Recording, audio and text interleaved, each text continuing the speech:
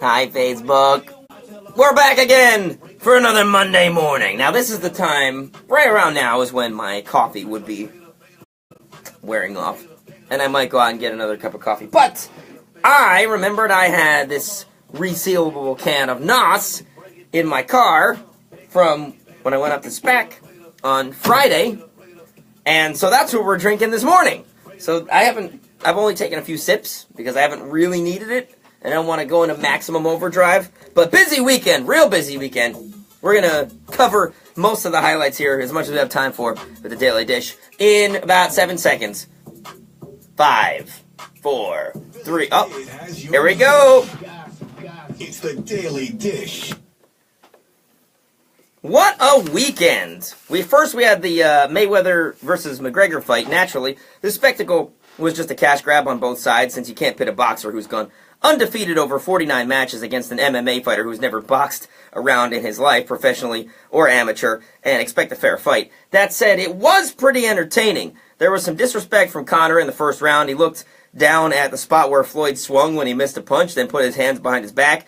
I was hoping for more of that, but as the fight settled, Conor seemed to get more focused. He did look a lot better than most people said he would, and even won 4 of the 9 full rounds they boxed before losing to a technical knockout in the 10th round, which, if you're not familiar, is when the ref calls off the fight because he believes one fighter is incapable of continuing.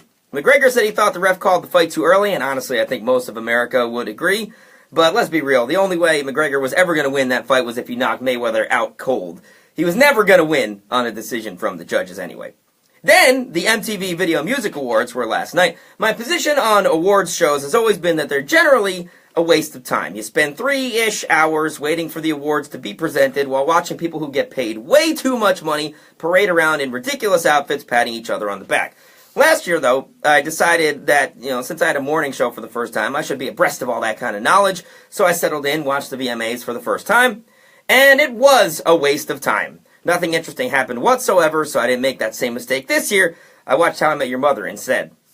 Always a solid choice. That said, Kendrick Lamar was the big winner this year, as he has been in album sales so far. Humble won Video of the Year, as well as Best Hip Hop Video, Best Direction, Best Art Direction, Best Cinematography, and Best Visual Effects.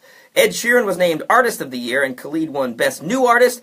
Oh, and Taylor Swift was a no-show, but she did debut the music video for Look What You Made Me Do, so some say she won the night. Anyway, speaking of which, we got to discuss this video.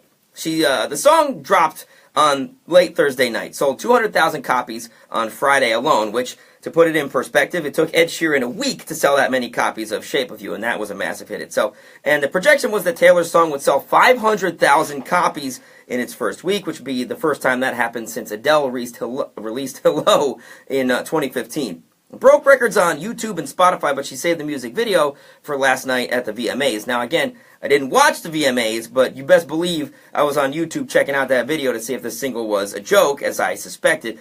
And I'm still not sure. The whole thing is about how Taylor's reputation is dead, presumably at the hands of people like Kanye West, since the lyrics seem to allude to him. The video ends with a bunch of older versions of Taylor squabbling with each other, and that's the part that I really love and hate. It's very clever, mocks a bunch of old catchphrases and critiques of Taylor, but come on.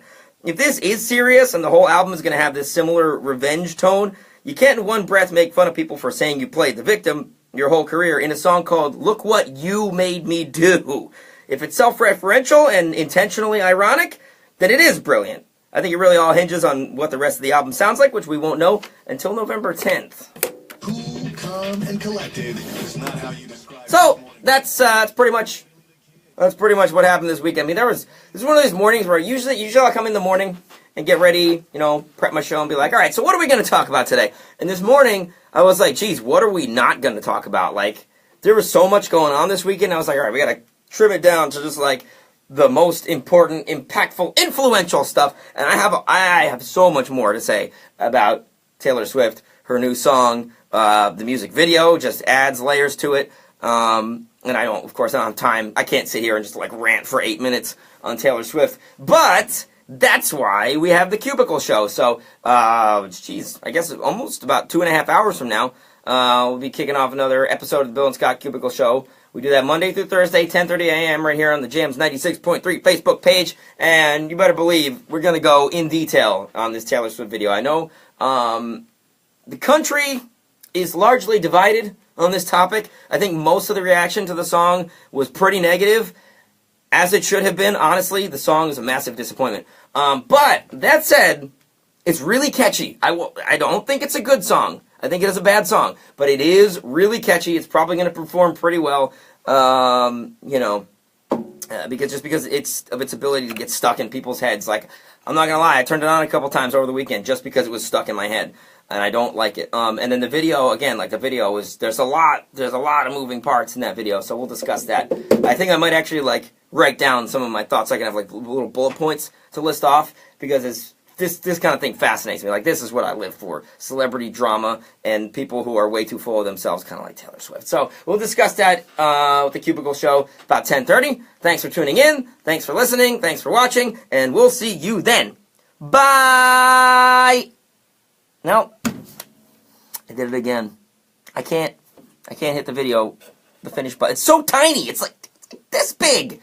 All right, let's, the precision of a surgeon. Finish.